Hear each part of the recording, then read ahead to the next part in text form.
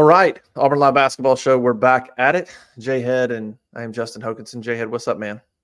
What's going on, Hoke? How you doing, buddy? I'm good, man. Hanging in there, um, hanging in there, man. It's been, I don't know.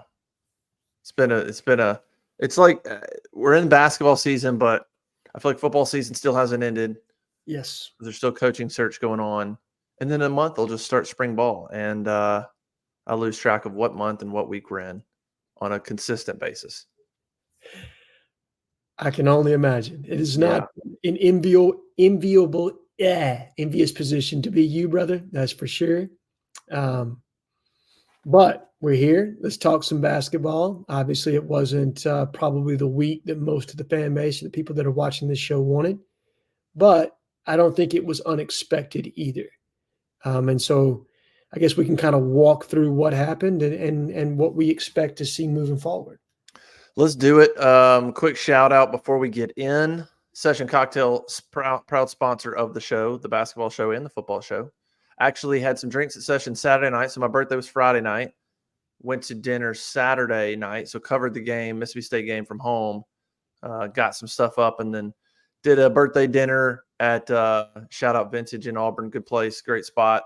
And then we did Session afterwards, did some drinks. That was a lot of fun. So go check them out, man. It's always just a fun place to go have a drink, relax, whether it's happy hour, weekend, anything like that. It's probably, I think there's some of the best drinks in Auburn. They're pretty unique menu. It's kind of the kind of stuff that you're not going to get a lot of places. And you can kind of try out some new drinks and things like that. So go check out Session. Really good place and good environment. Friends of the show, and we appreciate them. Also, quick shout out to GameTime.co, GameTime.co, sponsor of On3 as well as Auburn Live. Great app, great website to get last minute tickets for whether it's sporting events or comedy shows or concerts or whatever it might be. Really awesome last minute type app to get some tickets and things like that. Use the promo code WAREAGLE, get 20% off on your first purchase. And so make sure and go check them out. GameTime.co. Always looking for last minute tickets to sporting events when I'm out of town, things like that, or comedy shows. Stuff comes up, you want to pop in. GameTime.co is a great way to do some last minute type stuff like that. All right, JHead, let's talk some hoops. 0-2 week. Auburn goes to Alabama, to Mississippi State, loses them both. Loses by 4 at Alabama. Of course, was down by 14. Loses by 6 to Mississippi State in just a rock fight for a while. Better offense in the second half, but pretty ugly. We talked about last week these being, according to the analytics, T-Rank specifically, 2 of the 3 hardest games left on the schedule in terms of percent chance for Auburn to win. At Tennessee was the other. Auburn was actually the underdog, not just by the analytics, but they were the betting underdog against Alabama. I think that's important to remember. It's not an excuse. It is important to remember and try to keep that in context about that game. Auburn was the underdog, whether you're looking at the computers or the betting odds. They were the underdog in that game. They were actually a 4-point underdog, and they lost by 4. Mississippi State, they were the favorite, small favorite, come out 6-point losers in that one after a tie game at half and a tie game for a lot of the second half. I don't know. I think that a couple of things, and then we'll get into sort of what you thought and just to set the table. What we've seen is winning on the road is difficult, especially this year. We've seen some really low percentage winning percentages in terms of AP top 10 teams going on the road against unranked teams. They're winning like maybe 40%. Mm-hmm. And that's unranked teams. We're not even talking about quad 1 games where some of those games are ranked. They're even tougher. Everybody in the top 10's got multiple road losses. I haven't looked up. There's only 2 teams in college basketball that don't have a road loss. There's one more team that has 1. So you're talking about 330-something college basketball teams.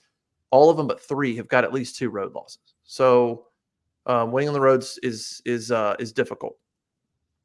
The other thing I would point out is, and I think it's worth pointing out and talking about fairly, is Auburn now is kind of on a bad streak of quad 1 road losses. Going back to the end of the 22 championship season, that's actually their last quad 1 road win was at Mississippi State when they clinched the championship. Jabari Smith and those guys in overtime. Mhm. That team also lost their last three. They lost at Florida in a close one. They lost at Tennessee in a close one that year, and I think at Arkansas. And then they beat Mississippi State. Last year's Auburn team went 0-6 in quad one road games. This year's team's now 0-2. So a bad streak of quad one road losses. Again, winning on the road against really good competition is hard. The caveat to that stat is outside of the Kentucky game, which is an outlier last year, a 30-point loss where just everything went wrong. The other losses, all the other losses, the average margin of victory is 3.9 points. So it's an important perspective when we're talking about sort of the string of tough road losses for Auburn dating back now to 2 seasons ago, at how close they are. Having said that, what were kind of your impressions of both the games, the individual games, and then just sort of your maybe a 1,000-foot view of winning on the road and how to sort of keep it all into perspective? Because I just think it's important for Auburn fans to sort of be frustrated and look at each game individually. Yes. Also look at how hard it is to win on the road, and then let that sort of shape maybe how you feel overall about it and maybe how you feel about the team going forward. Sure. And I do think people have a right to be disappointed, but there should be measured disappointment, obviously. And let's kind of look at that. So, Alabama, completely different team. I mean, I think what most fans were seeing coming into that game is a 20-point road loss to Tennessee and Knoxville. What you don't take into account is Alabama is a completely different team at home, and they have blown opponents out in that building. Obviously, we didn't get blown out. And it was kind of a game of runs. Auburn started off extremely hot, couldn't miss. And I thought when we got up 14-6, hey, these guys they can't play with Auburn. And then Alabama goes on their run. And at halftime, what is it? Auburn's down by 20, 15, something of that nature. 44-30. 44-30, so down by 14 and a half. And then kind of the third stanza comes in, and Auburn claws its way back in and expends so much energy just to get that back within a point. Obviously, Chad Baker comes up a little bit short on that free throw, and Auburn was just never able to recover from that point in the game. Alabama seemed to have an answer every time Auburn made a shot. So, extremely difficult, gut-wrenching loss to your rival. Fantastic environment. It was obviously an eye-opening experience for a lot of these guys, specifically the freshmen, and Aiden Holloway being put in that position for the first time. But I think some of the transfers got their eyes open too for never having played in an atmosphere that way. And Bruce talked about it. He thought that the competition to this point had not been what he was going to see moving forward. And he was interested to see what was going to happen when this team got exposed some. I think that's good for growth. That's good for development. But you carry that forward to staying on the road. You never come back home to Auburn, which was probably the smart move, if we're being honest. But you get to Starkville, you stay on the road, you're kind of out of routine a little bit, and then you get into and like you said, an absolute rock fight with Mississippi State in the Hump, which is another difficult place to play, with a very physical team with physical guards that defensively played you in a way that made you a little bit uncomfortable to start with. Now we started to kind of get into a rhythm in the second half, but rebounding in general was just a problem for us in that game. Our bigs had a problem with their bigs. And when you're not putting a body on a body the way that you have to in the rebounding game, especially with a team like Mississippi State that's just going to eat at the rim, it's going to be an issue for you down the stretch. And that's what happened with Auburn. I want people to understand that these are two very good basketball teams, probably two NCAA tournament teams. You didn't lose to Little Sisters of the Poor here. And I understand the stigma that's attached to a quad one road loss. Okay. We don't have a quad one win yet. And that's frustrating for people that are looking at the resume and thinking about what this team could be. But I would tell you that Auburn still has a lot of bites at the apple. This is a team that's still growing and developing. I think they know what their identity is. But in that identity, everyone up and down the roster has to play well. You can't necessarily afford to have off nights. And I think some of our better players did have off nights in both of those two games. And when the shoe's on the other foot, I think Auburn has an opportunity to rebound and play much better when you play Alabama, you know what I mean, in another week. When you play Florida, when you get, when you go to Knoxville on the road, you're going to be that much more prepared now because of what you've seen in Tuscaloosa and what you faced in Starkville. And like I do, Justin, that you don't want to peak too early. You want to make sure that you're playing your best basketball as you're getting into March. And that's truly the difference to me in that Jabari Walker team of the 2022 versus probably the Final Four team, is that 2022 squad played their best basketball early.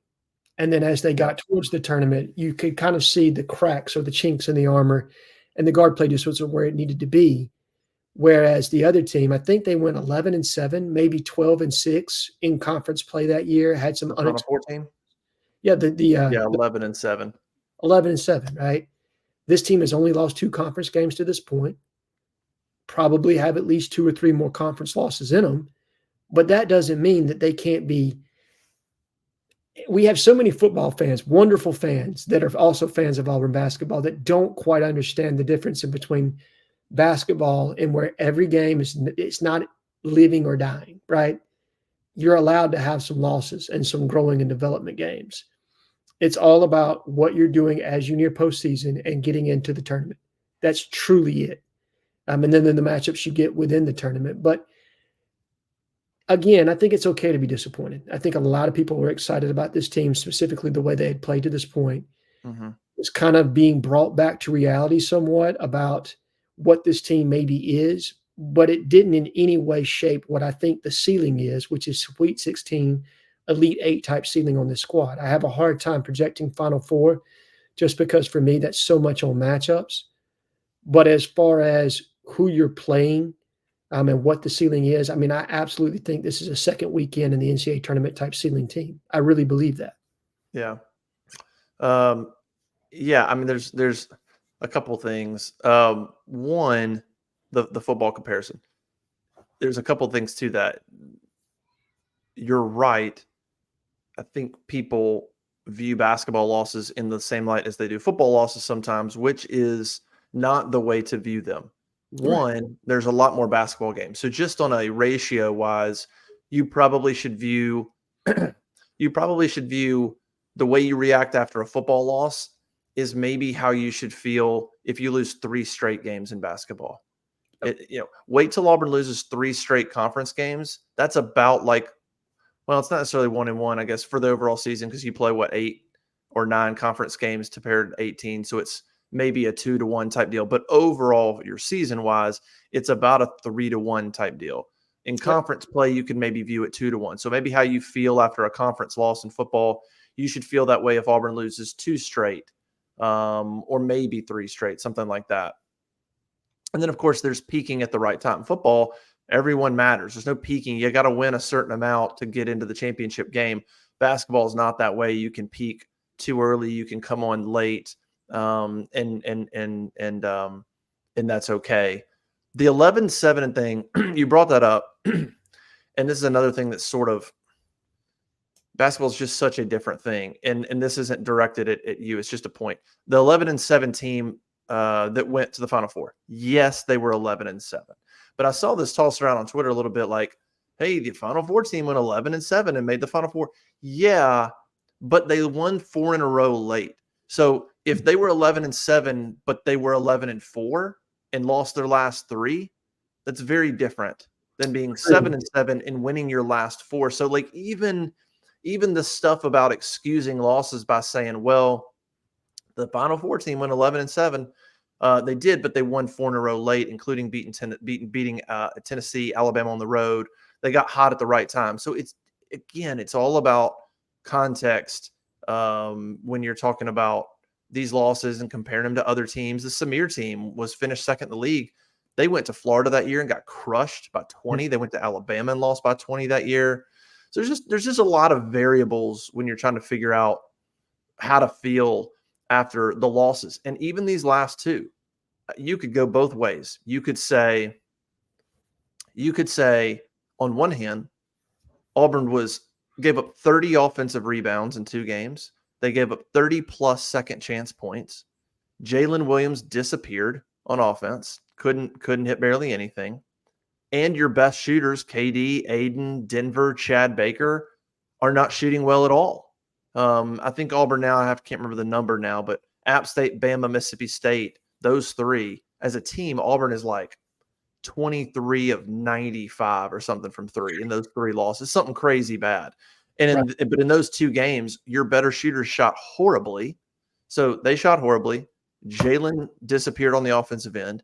You gave up tons of offensive rebounds, and you still were right there with Alabama late and right there with Mississippi State late, where you're within a possession, make a couple plays, you win the game.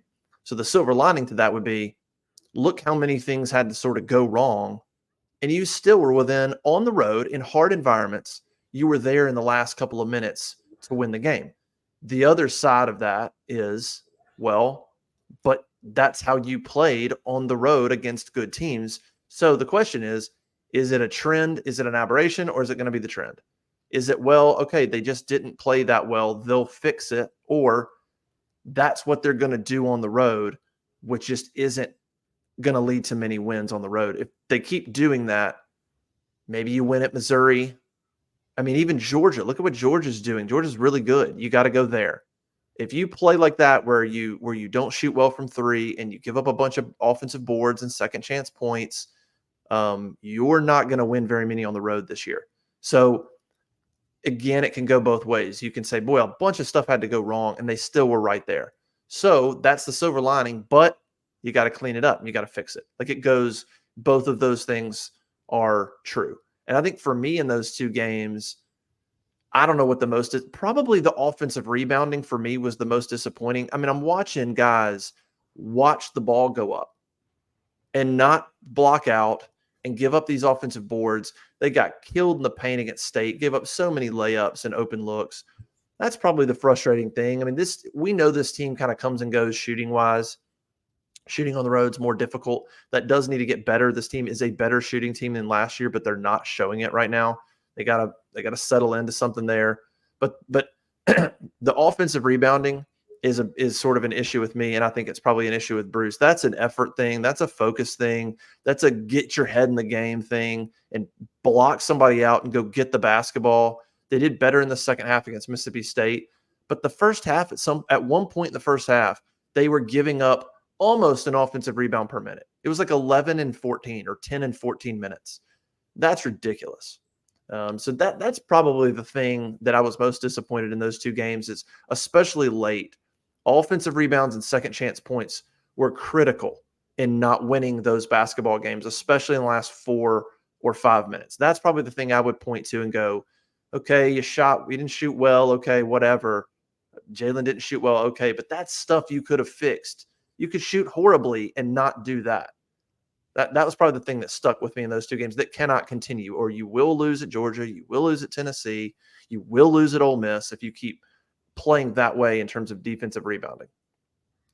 I think all that's fair, Justin. I thought your point on applying context to season outlook as far as schedule goes, wins, losses, was very accurate, because it describes whether or not you're on the come up or whether or not, you're floundering towards the end. And then obviously I agree with your point on the offensive rebounding aspect, and not necessarily putting a body on a body.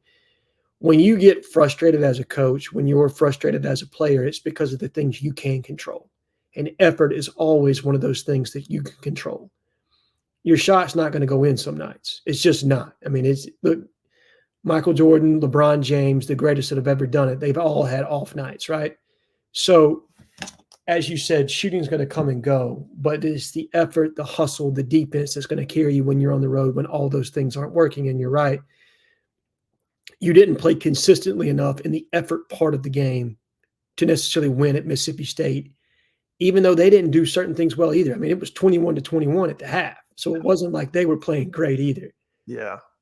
But you're right that gets you beat on the road 10 out of 10. So what can we expect from this team? Is this a trend? I think it's too small of a sample size to say. Now, we've got several road games coming up, and I think I think you can make a fair assessment at that point. I mean, you've got Ole Miss. You've got, is Tennessee the next road game beyond that?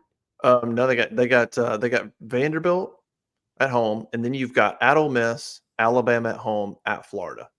That's your next. That's your next four. It's your next 2 weeks. I think after the Florida game, you'll know how this team is going to perform on the road. I mean, I think that's a decent enough sample size when you factor in Appalachian State, and then you factor in, okay, you played Arkansas and Vanderbilt on the road where you played better, but is that more of a byproduct of the team you played? Or is it, was that how you really, what your potential is on the road? And then obviously you go against two very quality opponents and you don't look good at all. So going against two opponents that are probably not to the caliber of Mississippi State and Alabama on the road, how do you perform in those games? I think you're going to have a better read on what this team's probably capable of. And can they shake it moving forward? If they can't, then like you said, your expectation going into Athens and Knoxville is significantly different. I mean, Missouri might be your only other road win. And so then you're walking away with having to, at a minimum, win all the rest of your home games to be competitive down the stretch. And that's just not where you want to be as a team. So finding a way to steal 2, maybe 3 more wins on the road, that would be huge for this team. It would be absolutely huge, specifically if you can hold serve at home. Yeah, and that's when projecting ahead, when we're talking about how they play on the road. I mean, it's sort of a similar story to last year. If you're looking at quad 1 games, according to T-Rank, you've played Baylor, Bama, and Mississippi State are all quad 1. They're all losses. By the way, I think that's another factor in, I think, how some of the fans are feeling, and you mentioned it earlier, and that is if Auburn was 3-3 in quad 1 games, you wouldn't have the reaction. The fact that they're 0-3 and they don't have a quad 1 win yet, I think that's factoring into some anxiousness from fans like, okay, I'm with you, winning on the road's hard. I get it. But we don't have a win. I don't have a win to point to, and I want a win to point to. And so that's a fair feeling. But man, you're looking at it and going, okay, they've played 3 quad 1 games so far. 2 have been on the road, 1's been neutral. Here's your next quad 1 opportunity at Ole Miss. Yep. Your next one's Bama at home. Your next one at Florida. Your next one, Kentucky at home. But then you have your next one at Tennessee. So, like, you've really only got 2 home quad 1 opportunities. Everything else is going to be on the road again. And you're looking at this road schedule on the way out at Ole Miss, at Florida, at Georgia, at Tennessee. And then at Missouri is your last one. Looking at how Auburn's playing, I mean, it'll be everything they can to beat Missouri. And then, I mean, Florida's going to be, Florida's won 3 in a row. I mean, Georgia's your next best chance to win on the road. And Georgia's a team that has played well and almost beat, or they lost at Florida. I'm thinking about the Georgia-Florida game we just watched. But I mean, Missouri's the only one where you're clearly a much better team. Everything else on the road, I mean, wouldn't shock me at all if they lost at Ole Miss, lost at Florida, lost at Georgia, lost at Tennessee. None of that would surprise me. Those are all pretty good teams. Very good. It would suck to have a 1 in, what would that be? You'd have 1, and then of course Vanderbilt was on the road in Arkansas, so you'd have a 3 in 1, 2, 3, 4, 5, 6, 3-6 road record in the league. You'd like to be a little better than that, but what did we just talk about? I mean, 40% of top 10 teams have won 40% of their road games against unranked opponents. Well, 3-6. I mean, you're not far off that mark. So again, it's going to be tough sledding. But man, to steal 1 would be big. I think the rest, if you can be 4-5 on the road in league play, I think you take that all day. If you're basically 500 on the road in the SEC, I think you take that. You hope that 1 or 2 of those are good ones that you can put on your resume. Sure. You don't want 4, but you're going to have that. Like I said, outside of Missouri, if they could get 2 more, if Missouri's 1, if they get another one, it'll be quality. Whether it's Tennessee, Georgia, Florida, or Ole Miss, any of those are going to be a quality road win. So it's just going to be, man, it's going to be tough sledding, but they got to start to figure something out. And I go back to those close games on the road, man, in these quad 1 losses. And they've just got to figure out how to make the winning plays late. Like Bruce said it after the Mississippi State game. He was like, guys miss shots. He's like, but we just got to make plays. Guys got to be playmakers and make plays when it happens. Make some shots. I mean, we can dissect a lot of it, but they're right there. And there's something missing at the end of some of these tough road environments, whether it's point guard, sort of a control of the game in the last few minutes from a point guard, or whether it's just making winning plays, blocking a guy out when you need to, don't foul when you do, just whatever it is, they've got to sort of get over the hump and understand in those last 4 minutes how every mistake is magnified. This Yeah. Auburn team is such a freewheeling team under Bruce, and when it's going well, it's going well. They can run you out of the gym because of how they play. But man, in those last few minutes, you don't have time to overcome a jacked up three that was unnecessary, or a dumb turnover, or, oh, I forgot to block that guy out. That's an offensive board and that's a bucket. Those mistakes are magnified so much you don't have time to make up for it like you do if there's 12 minutes left in the game. So I think just trying to either play better in the middle and build a lead, or in those last 4 minutes, they got to figure out, okay, it's crunch time. It's time to be really smart, really, really dialed in, not freewheeling. I can't play like that in the last few minutes, but it's kind of how they are. So I don't know that they're going to sort of change how they are. I guess just playing a little bit better overall would win them some of these games. It would. I mean, I think probably if you're going to be splitting hairs as far as that last 4 minutes, if you're Bruce, you don't necessarily want to change the confidence of the team, because I think that's what makes them successful, is the fact that they do have the green light to take shots. Right. But I think you want those to not necessarily be contested shots. And that's where this team gets themselves into trouble, is continuing to make continuing to make the open pass, you know what I mean, and make sure that you're reversing the basketball and you're getting it to open shooters, that you're not necessarily trying to hit the step back shot at the top of the key if you're KD Johnson, when if you'll make the extra pass, you probably got somebody open in the corner over there, specifically against Mississippi State. I mean, it just seemed like they had the corner three all day if they would take it and actually rotate the basketball. So I'm with you that I don't think they need to get away from necessarily who they are as a team, but shot selection should become more of a priority within that 4 minute span, as far as making sure you're making the extra pass. Don't try to force the action if it's not there. Still take your shots. You got to put confidence in your guys, but at the same time, just be cognizant of the moment. Yeah. That's really it. Be cognizant of the moment for where it is on the clock. And that's where your point guard has to take control. And that's what I think this is going to be invaluable, this early season test for Aiden and Trey, for that matter, getting put into environments like the ones they were just in. You're not going to get better if you don't get exposed. And they got exposed in these games, and they got pushed to their limit, and they got played, they got made uncomfortable. And so now it's, what are you going to do? Are you going to come back and are you going to play better, or are you going to wilt underneath the pressure?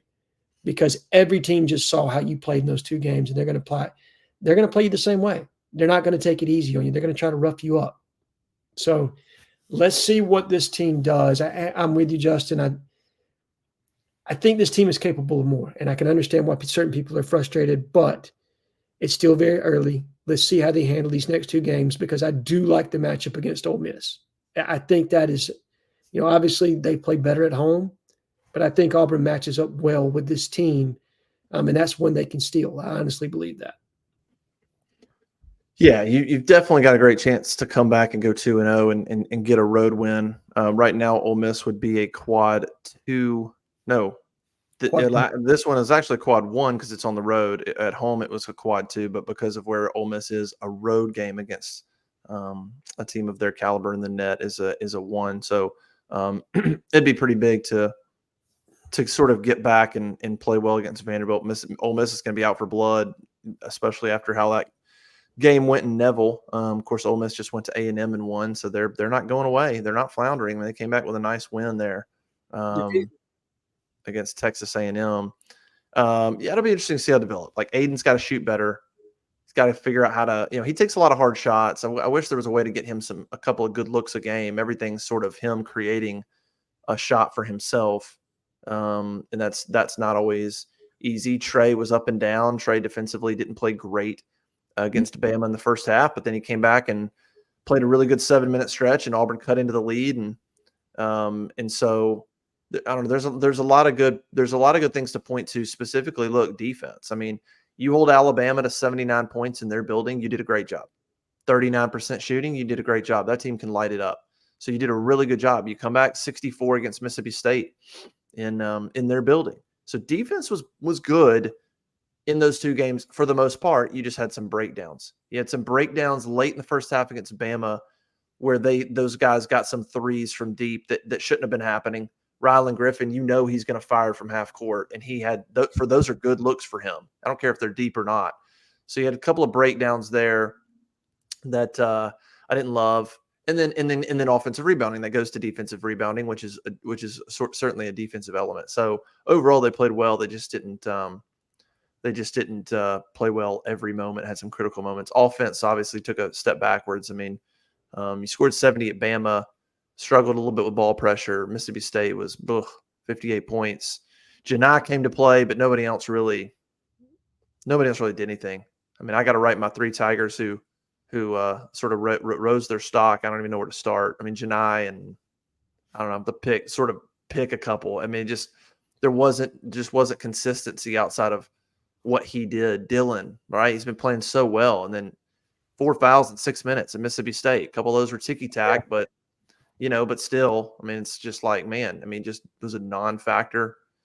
So that goes back to like sort of what we talked about in the past, which is my thing with this team is consistency. It always has been. It always has been. And I think I told somebody on the board and answered that. I think last year's team had some issues with consistency. They also had some locker room issues and toxicity things. This team doesn't have that, but they still got some consistency issues, some growing up things. They just need to grow up a little bit, make smart basketball plays, be consistent. And we'll just have to wait and see how it plays out. I think your point was right. It's too small a sample size yet. What you know is this team's deep in terms of balance. They don't have a superstar, but they got 10 dudes who can compete. And then they got some higher level players that can actually make some plays. They play pretty good defense. They hustle. They'll create. Man, they had some blocks and turnovers. And I mean, Mississippi State had like 14 turnovers. They do some things well. They shoot free throws pretty well. So there's things they do well. And I think they do enough things well that they can afford to do 1 or 2 bad and still win. They can't afford to not rebound on offense and have one of your superstars basically go disappear and shoot a horrific 3-point percentage. You can't have it all go wrong. Then you're going to lose. So it's just figure out how to like reduce that down to doing like 1 thing bad a game or maybe 2, but doing everything else pretty good. I went to practice today.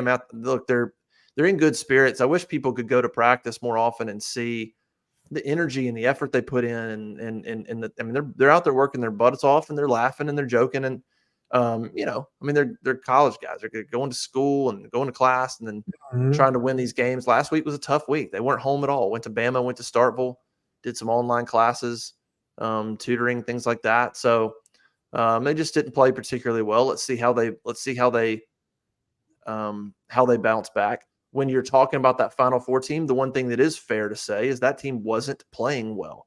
They really entered SEC play not playing. They lost their first SEC game on the road at Ole Miss and really kind of floundered around for a lot of the season. Won and lost some games. That Kentucky game was a classic. Close losses. Yes. Even one at Vanderbilt. I remember that Vanderbilt game they won was like early February, and they won, but man, Vanderbilt was not good that year. I think the Vanderbilt was like 0 and something in the league when that game happened, and Auburn won by 11, but it was closer than that with 5 minutes left. Yeah, and then they clicked. So the point about that is, it's not what I mentioned earlier is true, but it's also true that a team can be middling around and then it can click, and that it can click. And so I think, and so when you're looking at this team, going, okay, is this team capable of clicking? Yeah. You've seen some of that. You've seen when they're on and some guys are hitting threes and they're playing good defense, they can click and they can be disruptive and they can be hard to beat. So it'll be interesting to see how they bounce back. Can they learn from some of the mistakes against Bama and Mississippi State? I think the coaches are probably pretty hard on them on some of that stuff, like effort, some of that stuff like, hey, I was there today. I can just tell you, like, rebounding was mentioned. Okay. I'm just going to tell you that was brought up today. So like there's stuff you can learn from it. You just gotta, I think the one thing I'm looking forward to is Are they going to stay true to their identity of like how they looked against Indiana and UNC Asheville? It's not a bad team. Are they going to stay true to that identity, or will a couple of losses affect it? Will they kind of forget why they're good and what makes them good? Will guys get frustrated if they only play, the minutes are great when you're winning, when you're not playing a lot of minutes, but it's for the better good and you're doing well. But when it goes bad, I'm not going to be real happy if I only play 15 minutes. So it's just keeping them together and see if they can stay consistent with what they do to win and not falling back into any kind of trap or frustration or hurrying shots, things like that. I thought the thing Bruce Pearl said interesting after the Mississippi State game was talking about shooting the basketball, about some guys maybe need to stop shooting or take better shots. That is rare for him to say. Yeah. They absolutely have the green light. It takes a lot for him to go, hey, maybe just don't shoot. Like, I just, and he kind of clarified and he said, some guys need to take better shots. Some maybe don't need to shoot. Now you can guess on who he's talking about. I'm not exactly sure, but he's not saying everybody. Aiden's probably one. Let's maybe try to get a little bit better look because he's a good shooter, but maybe there's some guys he's like, okay, you just need to stop. Right. Move the basketball a little bit, drive a little bit, but stop jacking up a three every time you see it. So maybe that's something to look for as well, better shot selection. I mentioned it on the site. When they move the ball and their assist numbers are good, they're awesome. Their worst offensive performances this year when they have 12 assists or 11 assists. Virginia Tech, Bama, Mississippi State, they're the worst games they played on offense. They're three of the worst games in terms of low assist numbers. It's just not how they're built. They've got to have 15 assists or more. They've got to have a higher percentage. When they drop below that 12, 13, it's going to be a struggle. Fair. I do think from a shooting standpoint, watching Denver Jones play better against Mississippi State and shoot at a higher percentage from three, I thought that was a good step forward for him. And it looks like he's starting to settle in against SEC competition somewhat. I mean, I think he had a kind of a tough first half against Alabama, but played much better in the second half. And you saw that kind of carry forward to Mississippi State. He's a guy I would like to see get more shots. I think if you're being unselfish with the basketball and you're making the extra pass, he's a guy that's open more often than not, particularly on that corner three that they set up and run quite often. He's there. You just got to move the basketball and trust it. Jalen's a guy who, like you said, he's kind of disappeared. And when Auburn was playing at its best, he was kind of not forcing the action, but he was creating good shots for himself. He was in the flow of the game. And I felt like he's just kind of not been that player the last two games. Can he get that back against Vanderbilt? But I think those are two guys, to me, if Auburn's going to play well. And I think it also continued to trend. When Janai has played extremely well, like so much better than everybody else, Auburn has struggled. Realistically, the rest of the team has. Yeah. You go back and look at their losses. I mean, I feel like that's Appalachian State. He played extremely well. Everybody else didn't. They lost that game.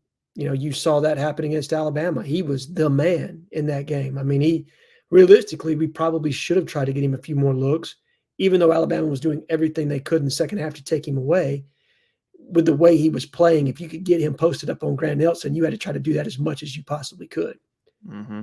But all the same, when the rest of the team's not playing well, he's not enough to carry him to a W, I don't believe. So you got to figure out a different way to play and feature other guys. And Jalen and Denver are two guys I think that they need to do a better job, if they can, of trying to get them the basketball in advantageous spots. Yeah, you mentioned Denver. He hit 2 threes against Mississippi State. That's the first time he's hit multiple threes in a game since Penn on January 2nd. He had not done it in SEC play at all.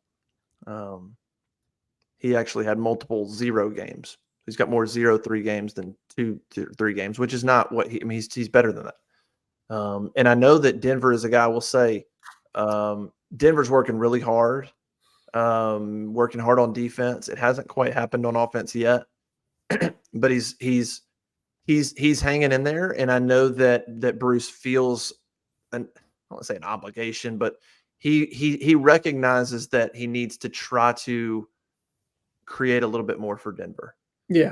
It doesn't always work out that way, but I can tell you that he does understand Denver's working hard on defense. I need to get him another look or two in the game specifically, whether it's 3 or whatever. And so Let's kind of see if that sort of starts to happen. I think they do see that whether it's coming off a screen, whatever. I need to get Denver another look or two to pull from three, and if it's not there, he can drive. I thought he was more aggressive at times in these past two games, which is good. He needs to sort of be that way. Vanderbilt and Ole Miss coming up. Auburn is the favorite in both games. I think the T-ranked analytics have Auburn at a 98% chance of beating Vanderbilt, who's struggling. But so here's what's funny. Vanderbilt's struggling. They're 0-for, right? Auburn went there and dominated that basketball game. But they lost by 12 or 13 to Tennessee. That game was close for a while.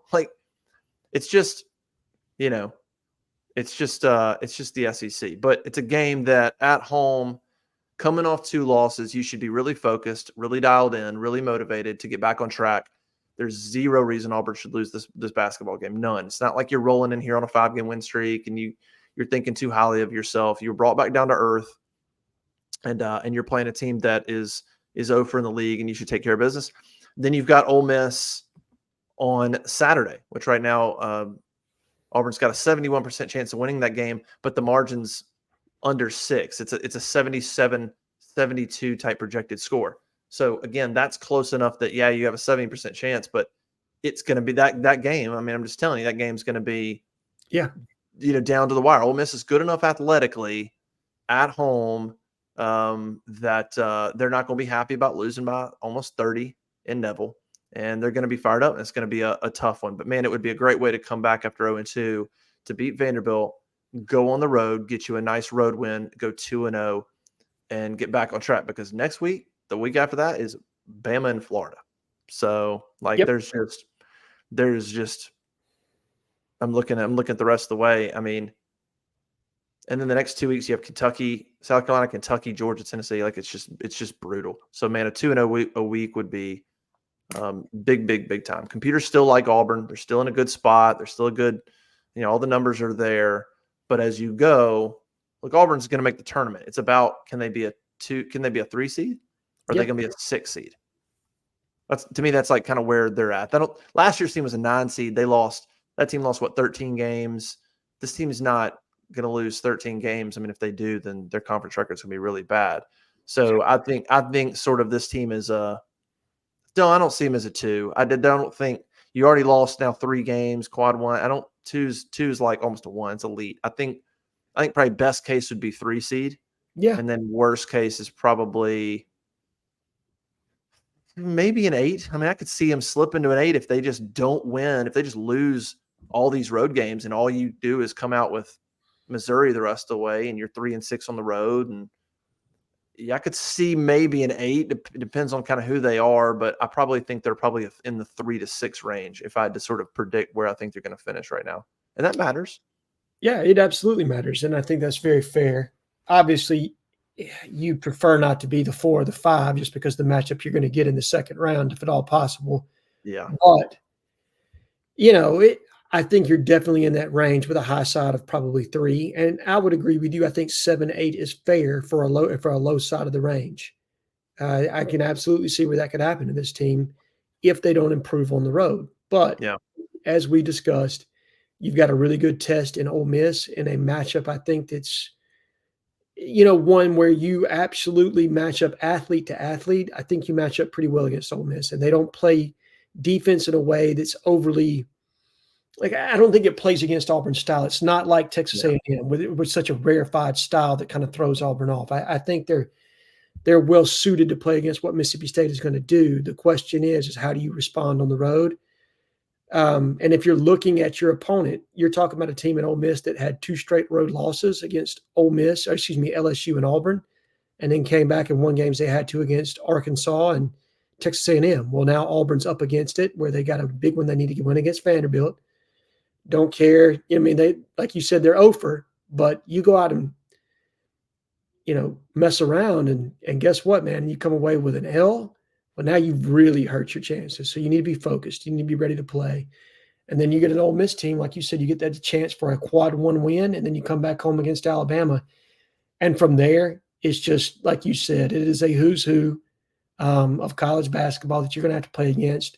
Because even a team like South Carolina that you typically would kind of say, okay, That's a game that's a gimme. That's not a gimme. Nope. Lamont Paris really has that club playing well. I think you get that one in Neville, so that's a benefit. But not an easy game, that's for sure. Yeah, and it'll also be big this week if they can go to Ole Miss and play well and win, to just rebuild a little bit of confidence just on the road. I mean, just from just a straight confidence standpoint, because then your next home game, your next away game after that's Florida, and then Georgia, Tennessee. Like, so it gets, and Florida's a place they haven't won in forever, if ever. I don't know. In my life, I don't know if I've seen them win at Florida. So they just need to rebuild a little bit of that confidence, and that would do it, because I think that environment on a weekend, Saturday, it'll be a tough one at Ole Miss. Auburn falls to 16th in the polls. Whatever, doesn't really matter. I saw somebody say the other week, which is just true. It's like the polls are done by people that have no say in selections. I think it was Nate Oates. It was actually, I'll actually quote Nate Oates. It was like the polls are people that have no say in Selection Sunday, and it's the end of January. So you're talking about, really, polls are fun. We cite them. It's my job to report it, but Sure. they're meaningless. Nobody in that poll, nobody that votes in the AP poll has any say on where a team ends up in the tournament or seeding wise or any of that. So falling in the poll is not a big deal. They barely fell in the computers. They're still like in the top 10 in most computers. They're still projected with like a 13-5 type conference record. So they're still in good shape. You just want to start to see some things that go, okay, I think this team can make a run in March. You want to see some. You don't want to keep seeing the same trends on the road when they go play a neutral site game. And you're thinking about, all right, well, good record, but how are they going to go play in Tampa or Nashville in the SEC tournament, and then how are they going to go play in the NCAA tournament? Because every time they stepped away from Neville, other than Indiana, it's just kind of been not the same type deal. So you just want to start seeing steps in the right direction. All right, JHead, let's get out of here. Auburn basketball, Vanderbilt Wednesday night. Neville should be packed.